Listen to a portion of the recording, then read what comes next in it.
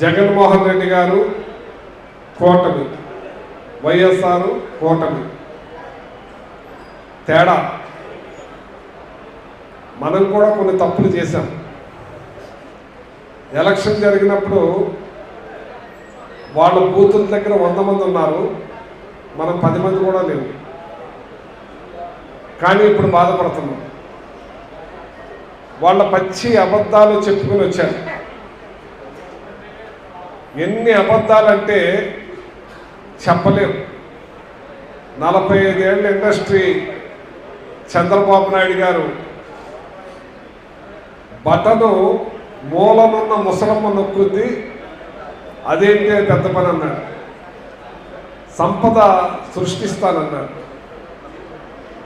Land titling act, దాన్ని అంటే మన పెద్దలు చెప్తూ ఉంటారు, నిజం ఊరు దాటితే అబద్ధం దేశం తిరిగి వచ్చేసిందంట. వాళ్ళ పాస్బుక్ కట్టుకునే ప్రతి ఇంటికి వెళ్ళి మీ ఆస్తులు రేపు రిజిస్ట్రేషన్ చేసుకుంటే ఒరిజినల్ డాక్యుమెంట్స్ రిజిస్టర్ ఆఫీసులో ఉంటాయి, మీకు జిరాక్స్ ఇస్తాను. రేపు జగన్మోహన్ రెడ్డి గారు వచ్చిన తర్వాత ఆ ఆస్తులు మీ ఆస్తులు తాకట్టు పెట్టి పథకాలు ఇస్తారు.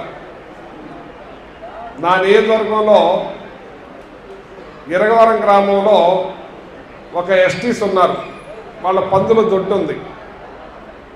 పక్కావిడి అడిగింది, ఏ అమ్మాయి ఎవరికి ఓటు వేస్తున్నావు అంటే చంద్రబాబు నాయుడుకి అయింది.